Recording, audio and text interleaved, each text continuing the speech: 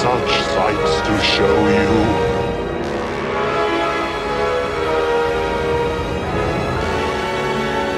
You are all going to die tonight.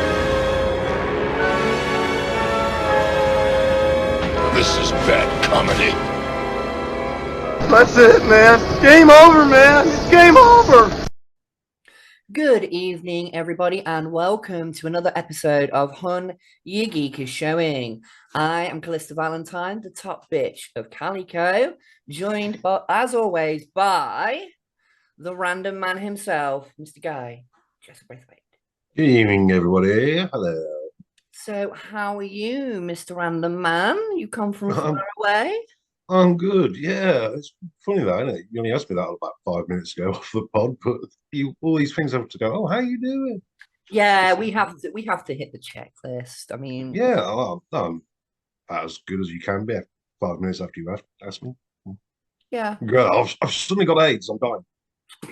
The last 5 minutes, Sorry, YouTube. We do apologize. No, we don't. No, not really. But no, I'm good. I'm good. Yourself? Good. Yes, I'm a bit sore throaty, but other than that, I'm all good. Jesus, Sue, what you been doing? Singing. I've been doing an awful lot of singing. So I'm trying to sort of get back into it a little bit because I used to do it, but I'm trying to get back into it a little bit. So I've been doing a lot of singing and hence strained my fucking voice, didn't I? But We'll yeah, not moan, shall we, listeners? a little bit raspier than normal. But anyway, continuing. I suppose we should do what we do every week and jump into the shout outs. Yes. Starting with the man, the myth, the beard, the ginger one, Mr. JK47. JK says on our previous episode where we talked about Clive Barker, The one of my personal favorites. It says here, all I can say is hack the planet. Love that movie. As for X-Men 97, the Wolverine adamantium being ripped out. Spoilers, everyone. Sorry. If you've not watched it at this point, then that's on you. Very close to the comics. Colossus went with Magneto in the comics, though. Yes, I do remember that. I do remember that happening. I'm not. How much choice has he, poor bastard? Well, I'm not sure they will go straight into AOA, Age of Apocalypse, for those who don't know, but would love to see it. I like I said, I think season 2 is going to set up Age of Apocalypse, and then the actual story of Age of Apocalypse is going to be season 3. But that's just my little prediction. Don't hold me to it. They're listening. I think they are. I think they secretly watch. I think they do. But continuing on with JK's comment, because it's a beefy one. Ooh, just like himself. That's what she said. As for Michael B. Jordan as Superman, not a fan of him as an actor. Based on what I have seen of this iteration of Superman, an older guy may be better suited, like good old Idris Elba. Yeah, but he can't be Superman and James Bond in the same year. Tell that to Henry Cavill. True. He was the man from U.N.C.L.E. And then I'll be saying Uncle when I got hold of him. And they did that really dodgy CGI job on removing his mustache. I've seen it. It looks like what happens when you do face swap. That's what so it's a bit like the Cesar Romero joke. a little bit. You know, there's that flavor to it, you know. Caesar ain't shaving that stash, but Oh God, ain't doing it. It goes on to say, I can definitely see him as Soups. I can kind of see it because, like you said, in the comic books, there, you know, the black Superman that appeared in primarily, you know, was the bigger one in the comic books, was older. I do remember seeing pictures where he's got the graying at the sides of the hair, and he's very stern and very stoic. I could see Idris Elba doing that, but in all honesty, I can't. I would prefer to see Michael B. Jordan just because he's got that look already. I'd like to see Idris Elba actually as Jor-El. Now that if that happened in the movie, Get on board with that. yeah, I could definitely see that, because then he could pop up every so often in the Fortress of Solitude, so that I like that idea, guy. Come up with him occasionally. If you're listening, please do that. We will love you Yes. forever. We will love you forever. Right, continuing. And if you like Hellraiser, no, I don't like Hellraiser. Of course, I don't like Hellraiser. It's not like I've got the cube. Hopefully, you'll get a kick out of my new franchise Friday. I won't be touching the Hellraiser remake, but I loved Jamie Clayton as Pinhead.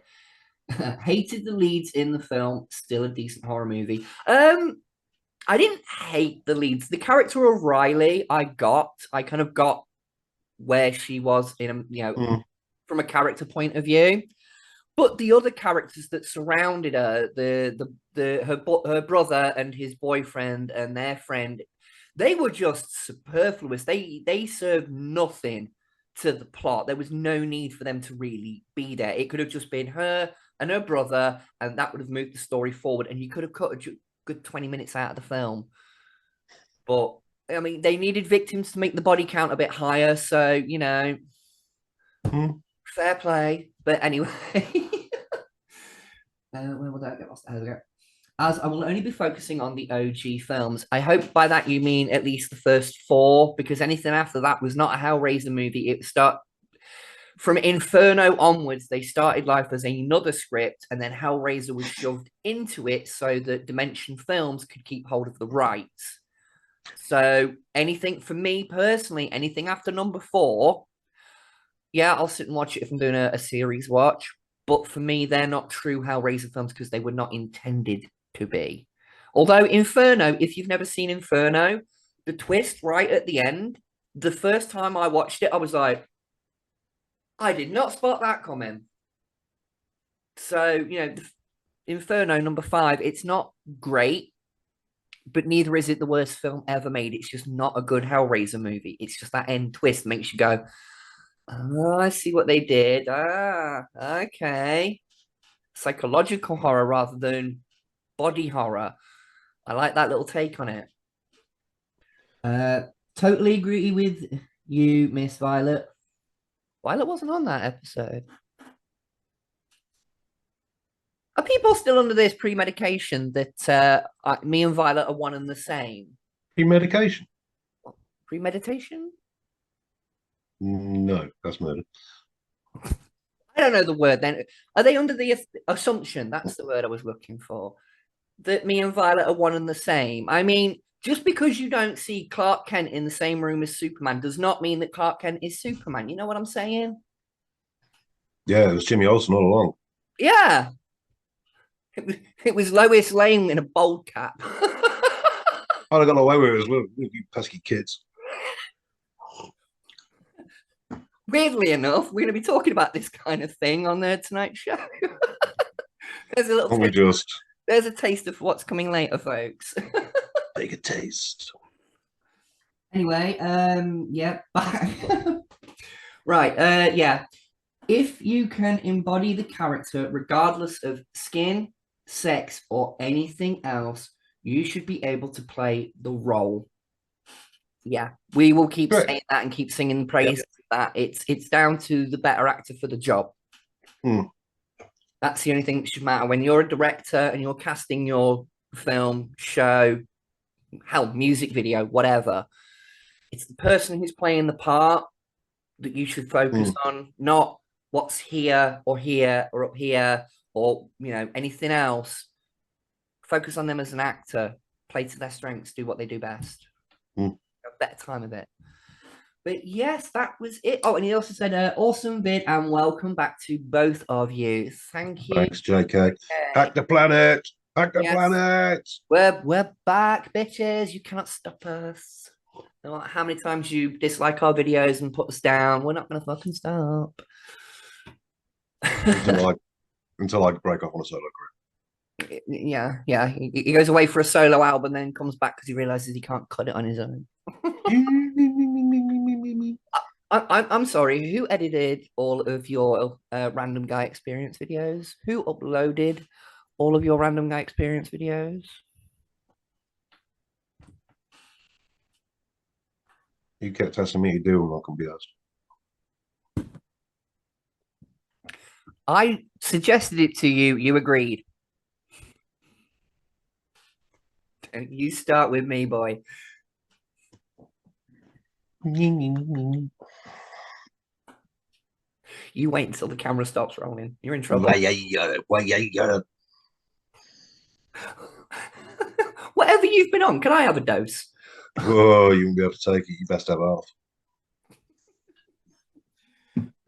Right, next comment is from my wonderful girl, Sue. Oh, Sue. Good to see both of you back. Hope you had a good time off.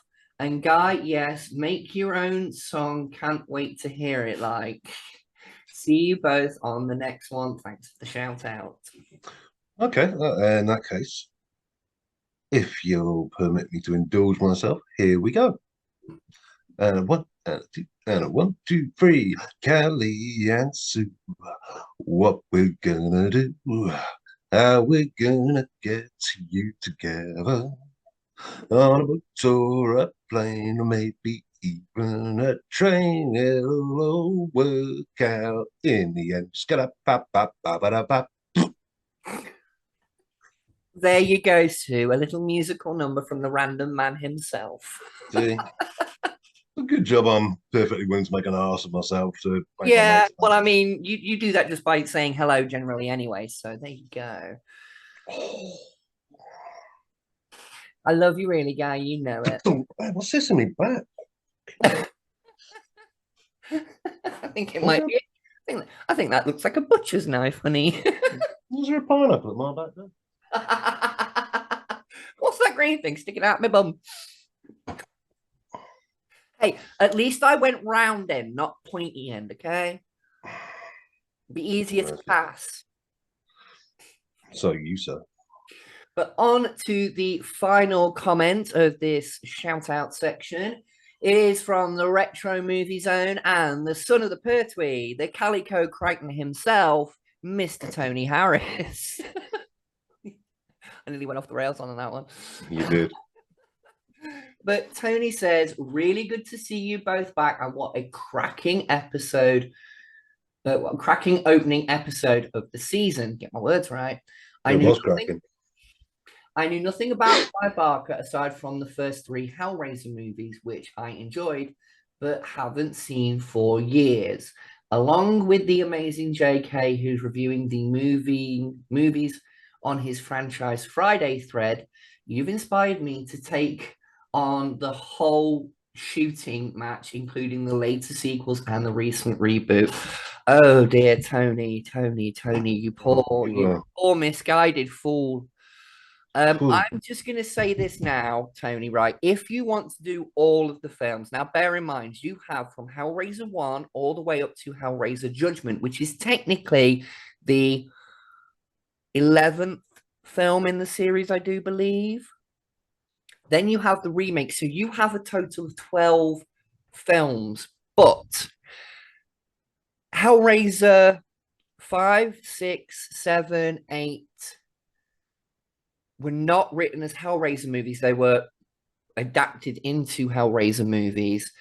The 9th one was literally pushed out in a mass panic because the studio was trying to keep hold of the rights. And it is one of the worst films ever made. You know, we've all seen that meme online of the Hellraiser, and then it's got Pinhead, and it says great prices, and you've got that really shoddy looking Pinhead. That's the Pinhead from number 9. Timu Pinhead. Yeah.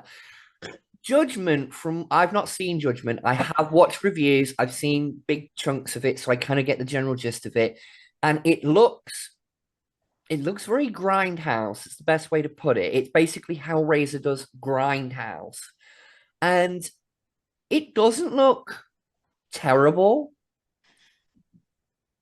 But like I said, I've not seen it, so I can't pass judgment. But the reboot, love it. I'm just warning you, those middle few, you are not going to have a good time. Although in Hellraiser, I think it's Hellworld, you do get to, there is a scene where there is a young, and I mean quite young, Henry Cavill, who gets oral satisfaction from a young lady wearing a white scary bunny mask, which I kind of have one of those over there somewhere. So if Was it you? No. My lawyers have advised me to not address that question. All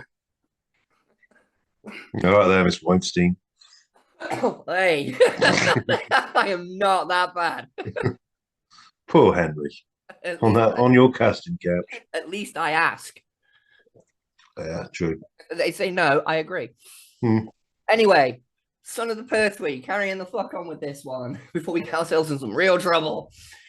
Yeah. Brilliant episode, both of you. Really enjoyed it, and thanks for the shout outs and constant love for my channel. Of course, hon. Supporting each other is what we're here for. Very much appreciated. Kind regards, the Calico Cleaner, your very own Crichton. P.S. This shocked me when I read this. P.S.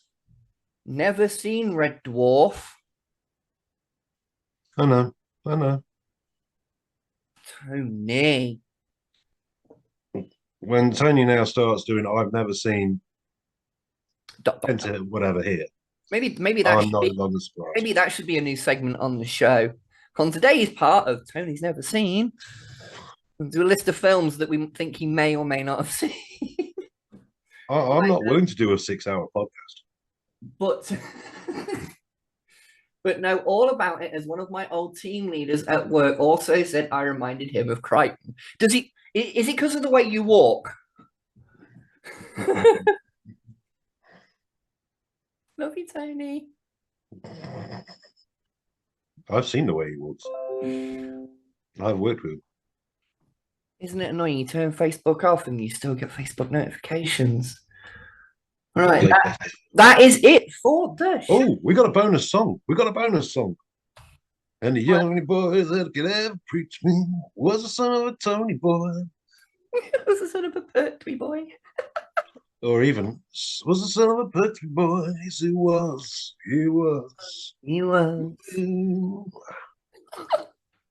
There you go. That's a song for Tony. But yes, that is it for the shout out section of the show. Moving swiftly on, Guy. What you been watching, mate? Have a guess. Go on, have a fucking guess. Could it be that they're supernatural over there? It is that there, supernatural, yes. Yeah. And I managed to get one episode of that watch this week. Oh, one. Very busy week. All right, fair enough. How many did we watch this week, dear? Yeah, probably 7. I do know that I am currently, I'm literally on the last, I think, 10 minutes of season 6, episode 22. So I've literally got episode 23 to go, the last episode. Yes. Season 6. So but yeah, carry on. We've been asking my chan.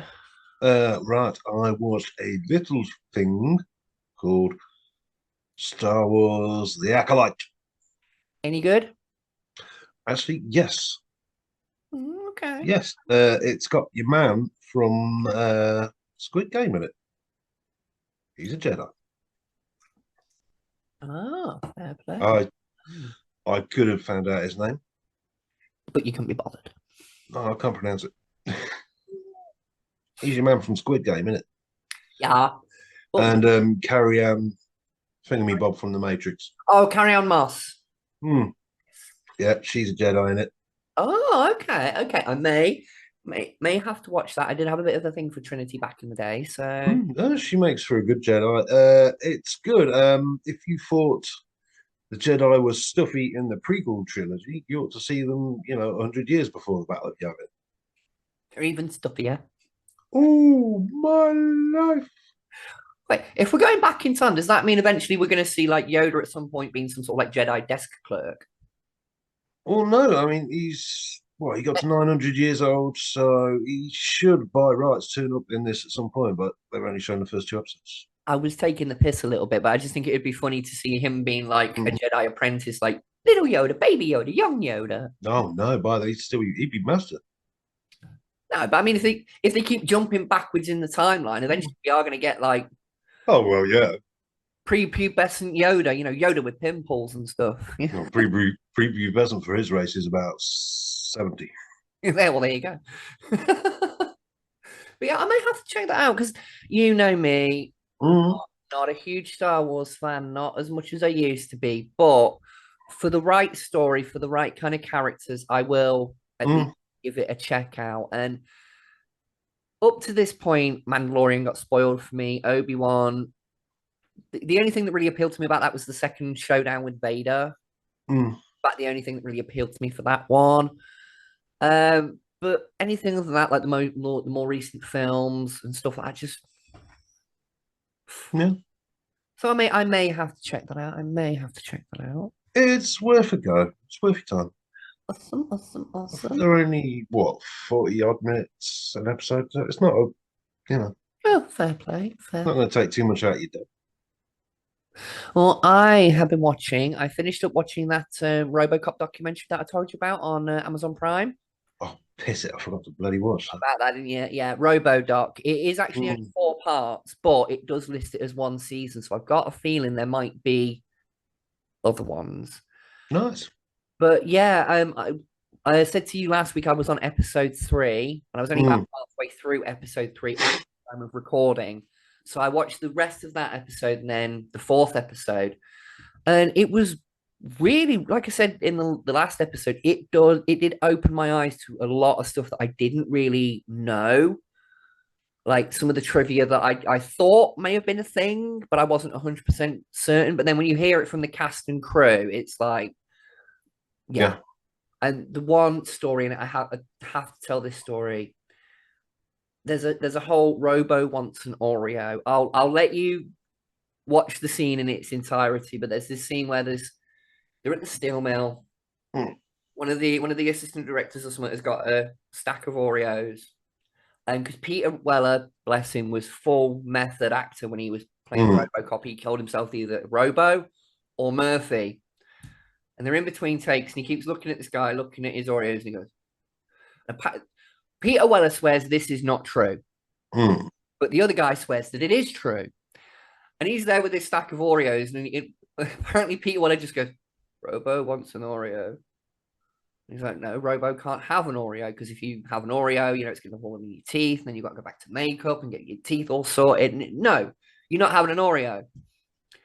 And they're trying to get the scene started and everything. And you've got Paul Verhoeven down on the ground. You've got them up on this big walkway. And apparently Peter Weller in full RoboCop costume, and he's got the helmet off, so it's all the prosthetic makeup and everything. Proper leans over the banister and really gently says, Robo wants an Oreo. And that's the whole reason why then he's holding up shooting is Robo wants an Oreo. And they're like, no, you can't have an Oreo. Peter Weller swears it didn't happen. It's absolute bullshit, but everyone swears that it did. So, but yeah, go and watch it. If you're a RoboCop fan in any which way, shape, or form, go and check out RoboDoc, the RoboCop documentary over on Amazon Prime. Brilliant. And I've also been watching Young Sheldon season 6 over on Netflix. Yeah, I'm still waiting for 7 to come over here. No, I'm quite far behind compared to everybody else, but keep up. I don't have terrestrial TV. I literally just have streaming services. Fair one. But I don't know what's going on with it, because it's supposed to be on E4. I ain't seen shite of it. I think it's already aired in America. More than It's likely, we are always a little bit behind with them, aren't we? fucking Quantum Leap all over again, isn't it? Don't you laugh. I'll behave. I'll I'll behave. put my foot up your ass. Promises, promises. I wouldn't like it. I'm size 13. I can make change from the pineapple. Yeah, Anyway, is that it for what we've been watching? I believe so, Because yes. I don't think I've watched anything else, at least nothing new. Only stuff I've watched 1,000 times over before. Mm. But yeah, that is it then. So we'll get into the full swing of tonight's episode then. The meat. The meat and the potatoes of the whole lot. For this one, we're going a little bit outside the box. Yeah. And we're going to talk about that wonderful little phenomena that seems to have happened out in the world, more so over the last sort of, I mean, it's always been a thing, but it's really kind of got more attention over the last sort of 10, 15 years since the internet became such a brilliant thing for sharing useless bits of knowledge. We are, of course, going to talk about some fan fiction. Yes. Now, I have read quite a bit of fan fiction in my time. I've also wrote some fan fiction in my time, and I'll explain more on that in a little bit when we get to it. Now, what we mean by fan fiction, because this is a very broad term, and if you go look Yeah. for fan fiction, you will quickly discover that yes, it is indeed a very broad term. Hmm. Traditional fan fiction is usually a story written by an independent writer or an aspiring writer who takes a franchise that already exists. So, because both of us are watching this show currently, we'll use Supernatural as an example here. Hmm. They take the characters of Supernatural and the world of Supernatural and they insert their own character, or they write about the characters, but in a situation that necessarily wouldn't appear in the story. And this can range from everything from horror to comedy to action, sometimes nice little mixing of the lot, because that's what Supernatural does, right down to Incest. the incest ones are the big one that kind of made me go, I'm not reading that shit. Yeah. Sorry, That was it. there's certain lines that have to be drawn. And to be fair, Supernatural themselves have addressed that in a couple of episodes. Hmm. You know, where someone's like sat typing. I definitely remember seeing in an episode someone's typing up a fan fiction, and it's icky. Yes. It's icky. But then you get the what's more commonly known. I call them smut fics, Hmm. or Smash fiction. more commonly known as a slash fic. And these are some of the weirdest, most depraved stuff you'll ever come across. I mean, Yeah. if you're a Star Trek fan, you will know the infamous stories online of some of the Kirk and Spock stuff. Hmm. You know, because there was, God bless it, I don't know whether it was intentional in the show, but there was a lot of homoerotic undertones with those two in the show. I think And that was just a lot of the time as well, though, wasn't it?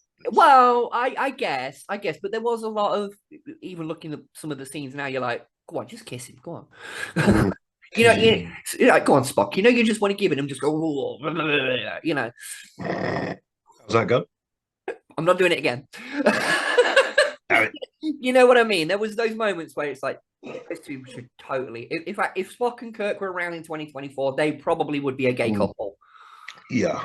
You know what I mean? It's the stereotypical odd couple, and that's what made It's- their relationship work. It's not just that, though. There's like the erotic dominatrix adventures of Captain Janeway, for fuck's sake. Oh, yeah. There's a lot of stuff like that out there. So, to be honest, I don't really know where to go with this one and how to cover this one. Guy, you suggested this, so this is your baby. You go for it. Yeah. So there is some good fan fiction out there without all the sexy stuff. Yes, there is. Not that I'm a prude. You know I'm not a prude. Same. You know. I've got a kid. I had sex with Oh yeah, we all know what it is now. We all know. her. I did the sex. Yeah, we did detected. Yeah. So, but for me, that turns me off. What I do like is, actually stories. A well-written story, A yeah. well written, yeah, a story is a story. I love a well written story, and there are some out there. Yeah. I was talking to friend of the show, shout out to him here, Mr. Jimmy Clifford. I was actually talking to him about Hey, the subject the other night. And I was telling him the story of a Transformers fanfic that I read years ago. I think I read it in like 2010. Like I read it a long time ago, and I don't even know if it's still available on the site that I originally found it on. But it was set in the Transformers Prime universe because that was the Transformers that was big at that moment, was Transformers Prime. It's set in that universe, and yeah, it did start off very much a smut fiction. It really did. Mm. Over time, those scenes became less and less, and the character scenes, the actual dynamics between the different characters became more and more until it got to the point where I realized I'd read about maybe 30 chapters of this continuing ongoing story. I'd read maybe about 30 chapters of it, and not one of those chapters had anything, X-rated. Smutty. Yeah, anything smutty or X-rated in it. And I didn't even notice that it was gone because I was so hooked on where this story was going and what it was saying with these characters and adding these new dynamics and things. I was like, I'm hooked on this part of it, not the dirty side of it. Yeah. So it does, like you just said, it does go to show that a well-written story is a well-written story. Yeah. And yeah, that's my view on Yeah. it. Because, it just when it comes to the sex stuff in it, I'm just it's like, yeah, that's Jenga. I'm done. Yeah. When it's But gratuitous as well, like it's done for the sake of doing it. It's just, yeah. if it's within the confines of the story, if it goes with the flow of what's happening with these two characters at that time, if it naturally leads to that, fine, whatever. But to just have it happen for the sake of it happening, it's like, Yeah. I mean, well, as a writer, well, is there a time when, sex has to come in no, it doesn't have to. and That's what I'm saying. It does it doesn't. have to take a back seat, or can it take, I don't know, It's what do funny you you should say this, right? The book that I'm currently working on, that I'm not going to divulge any character names or anything because it'll spoil things for other people that yeah, are well, yeah, so, that are currently reading it. But there are some characters in the book that I'm currently writing that do have a romantic relationship. They have an emotional connection, but I'm playing it very, very careful to not have it be a physical one. And if it is, it's a one-time kind of thing. Like it's not going to be like they have all these near moments, near misses of where they could be together, and then fate kind of pulls them apart. And then when they do get together in that way, it's almost that one perfect moment before the whole world goes to shit. You know what I mean? That's kind of what yeah. I'm trying to build it up to. So I don't want it to be a physical relationship. I want that build up and up and up and up. So it's more of an emotional entanglement. Exactly. Whereas, like I was just saying, with a lot of these books, well, we say books, with a lot of these works that we've read, it's literally these two characters just jump straight into it. And it's like, Yeah. that's a bit out of left field for me. But that's just my personal preference, Sometimes it makes sense, sometimes it doesn't. And as a writer, you do have to be conscious of not giving away too much too soon, especially when it's in in a romantic entanglement like it is the way I'm doing it. Is it's not so much cut and dry. It's a build up. You gotta let it cook. But one thing I will say about fan fiction, and this is just my personal take on it with the works that I have done. I think I published two stories, but one of them I deleted because I just wasn't happy with it. No matter what I added to it or what I changed within it, I was never happy with it. So I got rid of it. I think I do have one still floating around online somewhere. I'll have to see if I can track it down for you. Mhm. But I've definitely found that being an aspiring writer, doing fan fiction is almost like taking a practice test Mm. because no one tells you this when you decide, oh, I want to be a writer. This is the one thing that no one tells you about. It's not just the characters you need to build, right? You can come up with names and looks, Mm. personality types, all you like, but you need to build the world that they're going to inhabit. Mm. Now, when you do fan fiction, and if you do the which a lot of people do, they add their own character into an already existing franchise. You know, Aliens, Predator, Transformers, Yeah.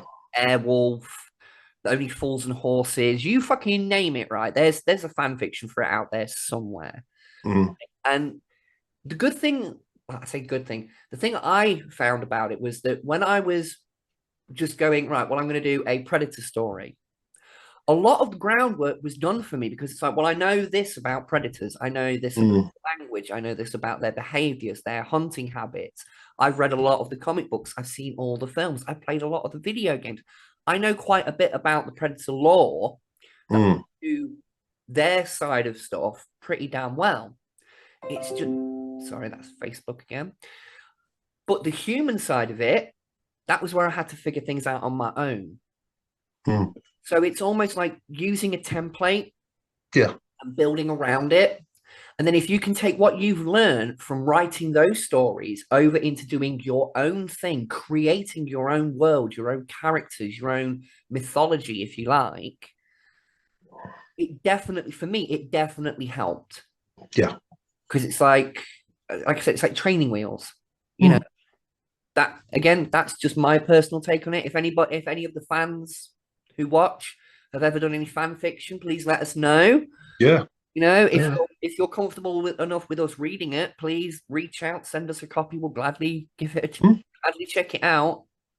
I'm an avid reader, so I love to read. And I read when I can in between writing my own book. Because I have to tangent about this for a minute. Mm. Fan fiction. Tangent alert. It's not fan fiction related, but it is writing related. Due to a technical hitch the other night, Mr. Jimmy Clifford nearly deleted the first 73 pages of my third book. Now, part of this was my mistake because I sent him a link and I didn't switch it to view only. It was set to edit. Because he'd mistakenly pressed the screen and then it saved it, it registered him as a co-author. So when he chose to delete the link, it deleted the file from my OneDrive. Thankfully, and I mean bloody thankfully, I was able to restore the backup from my recycling bin on my computer. So there was that briefest of moment where the last sort of 5 months of work, because I started working on my third book just after Christmas. 73 pages worth of very deep, very dense backstory, flashbacks, and pushing the story forward like that for a good half an hour until I sorted it. I was fucking fuming. I could have killed him. I could have fucking killed him. But it was all sorted. We got it back. Mr. Clifford, don't ever do that again. And Miss Cali set it to read only. I have. But I mean, fucking learned. wow. But yeah, look, I mean, look at Star Trek TNG. A lot of that is fan fiction because they said, "Hey, if you got a script, send it in. We'll have a look. If we like it, we'll do something with it." Right, that was actually you kind of touching on something here that I was actually going to bring up. It was one of those mental points. Was like, I'll bring that up about it. If you think about it, all these people who grow up reading comic books, watching Star Trek, Star Wars, all that kind of stuff, right? And then they grow up to be the writers of the shows that we are watching now, you know, Mandalorian and all that kind of thing. Technically, Fanfic. they're fan fiction. Yeah. If you think about it, technically it's all fan fiction. Mm. Well, the Star Wars Legends canon, which was the books. Yes, yes, that did used to be canon. I do remember one of my friends in school saying that. 'Cause I remember it was when it was right before the prequel trilogy came out, and my friend was bitching. It's like they should have done this. They should have carried the story on like they did in the comic books, and that was what made me aware of the fact that there was Star Wars comic books that actually carried on novels, the events. Yeah, so, yeah. Now, like you said, all of that is considered legends, and it's no longer officially canon, which is a bit shit. But yeah, well, apart from what they pluck out of it. Yeah, when Disney go, oh, that's a nice idea. That'll make Grand Admiral Thrawn. That'll go in the purse. Oh yes, add this one to the cash cow pile. Thank you. I hope Timothy Zahn got a lot of money. But no, like I said, I think a lot of stuff that's coming out nowadays with a lot of franchises technically is fan fiction. Yeah. But I mean that in the best way possible, because when it comes to things like comic books and sci-fi movies that are these big established franchises, Star Trek, Star Wars, all the Star films, all the Star franchises, when it's being written by the fans, and these are lifelong fans, not fans who jumped into it because of a new show come along and they're like, oh yeah, I think I could write something like that. No, these are people like us who grew up with these franchises, who watched this stuff when we were kids, are now writing the scripts that are now officially the canon for these different franchises. I think that's a fucking wonderful thing, because they show, like we're saying, like a lot of the fan fictions are massive love letters to the franchises. Yeah. And we need more people who are fans of the franchise they're gonna be working on to be working on it. Not every fan should be allowed access to a pen and paper and writing a script for franchises, because some of them you shouldn't even be on social media, But there are a lot of writers out there. Again, checking out fan fiction sites, you can see good writers when you see them. You read just the first chapter of something, and if you're hooked, that writer's done their job. Yeah. And I think we need more people like that working on the big franchises like Transformers, Star Trek, Star Wars. Hell, even the MCU at this point. There are people who were 10 years old when the MCU started. They're now in their 20s. Yeah. If they're aspiring writers and screenwriters and people who want to get into making comic book movies, give them jobs. Yeah.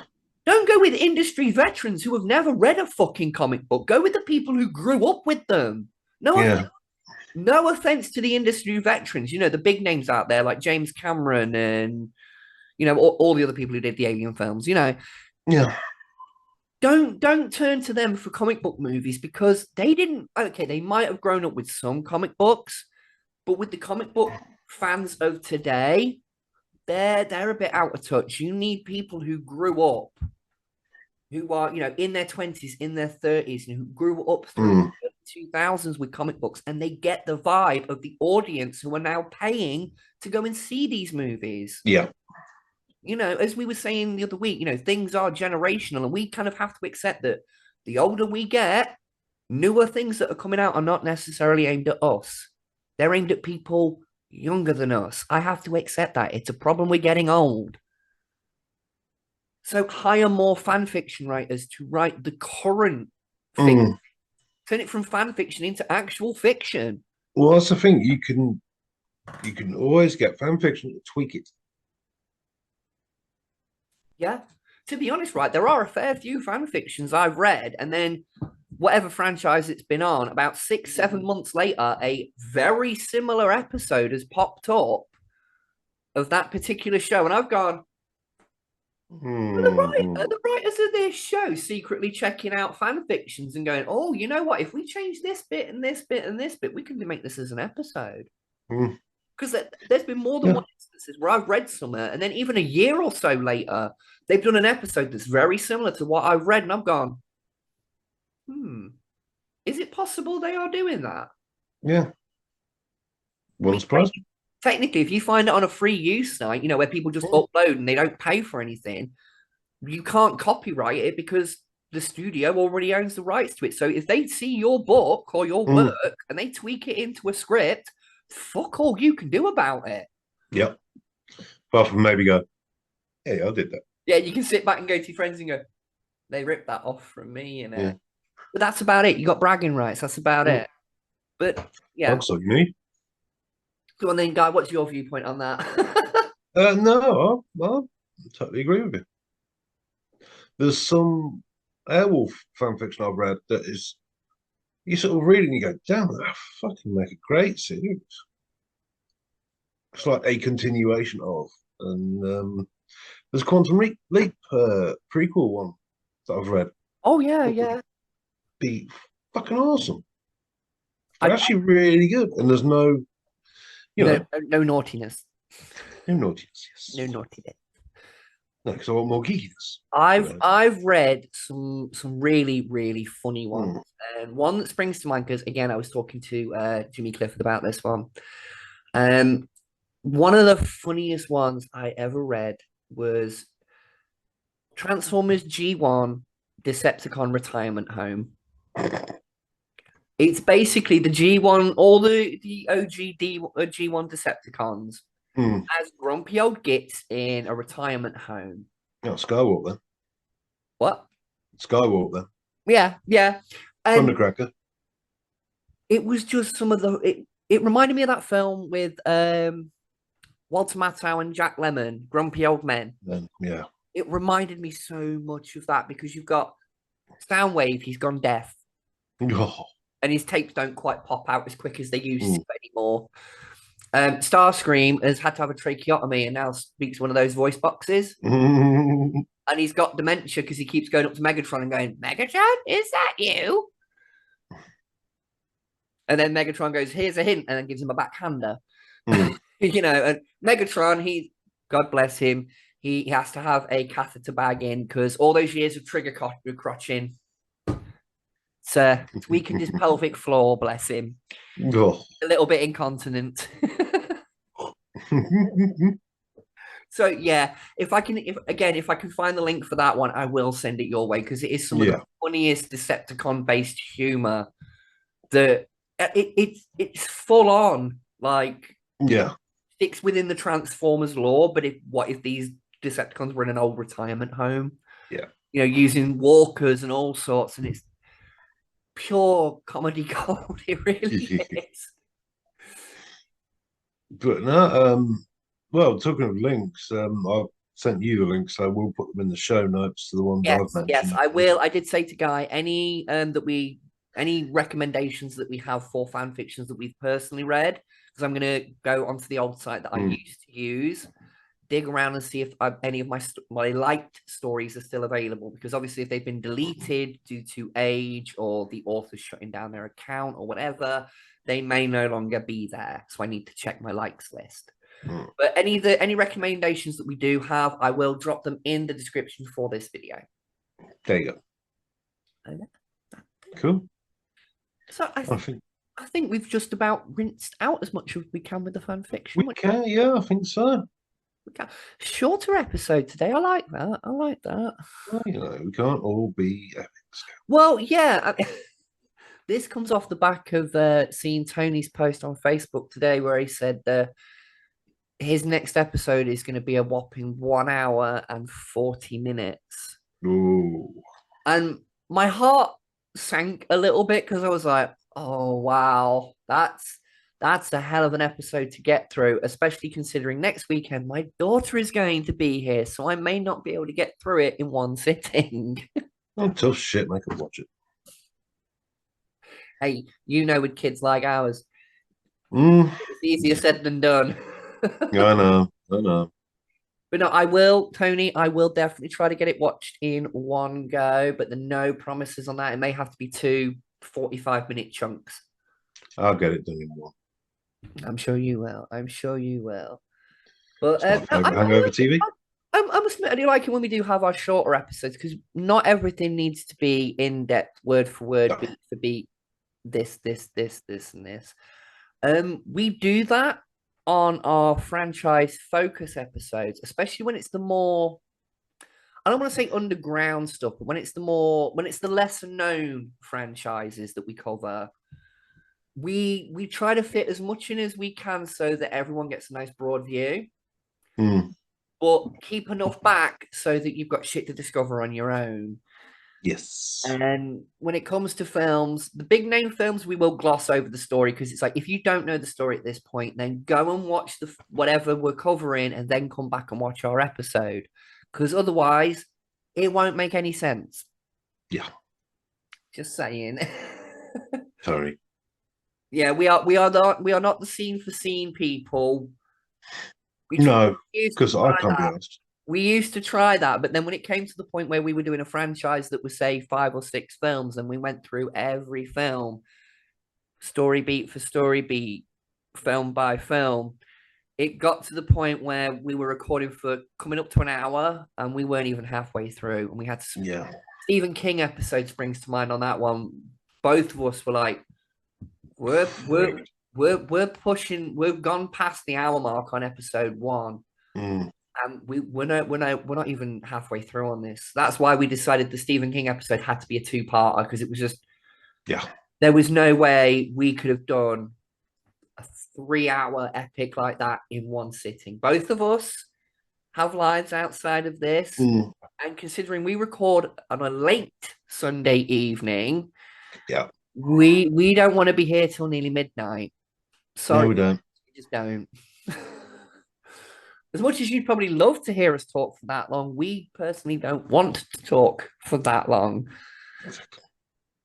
That's why usually when we hit the hour mark, we sort of start like, yeah, let's start wrapping this up now. No, hour 10, hour 20 minutes. At that, once we get to that mark, we're done. We're good. We're chill. We're cool. We're done for the night. We'll see you next week. Bye. Which is kind of where we're at now. So it is. Once again, that is Jenga. Yes. We're just there. Putting out some behind the scenes stuff here for everyone, being a bit more open about the channel and everything. Put this out to the fans. If anyone would like to see Miss Violet make a return, please drop it in the comments. I mean, I might bring the bitch back on a special occasion, maybe when it's our 200th episode. You never know. I might find a way to actually be able to stand to be in the same room as her. You never know. Well, that's it, you see. I know she pisses you off. It's all the snippy remarks. Fucking backbiting bitch. Do you want one to do a podcast with her for God knows how long? Just saying. Sorry, I needed a sabbatical. It was a sabbatical in hell, but it definitely gave me a sunny disposition. And disposition and that position and maybe that one too. You went through the Kama Sutra. Yeah, that was just in the first week. Yeah. More sutra than karma, that. I was sutraed and fuck yeah, karma had its way with me. Whoop, whoop, whoop. Anyway, that is it from us for tonight, folks. We shall catch you all in the next episode. And next week's episode is everyone's favorite. We're going to do a full 6-hour geek chat. 6 hours. I'm joking. We'll probably do no more than hour and a half, but geek chat, that's so broad for us. We can just go on about anything. I may even flash some of the action figures up. As long as that's all you're flashing. Well, my display is now out. My display is now out on display. So, I could. Oh, full plumage. I could get some of the figures down and maybe show them off. You know what? Before we go tonight, I'm going to get one. Oh. Stand up a little bit. There we go. Go on, reach. Go on. This one is the Lava Planet Predator. Ooh.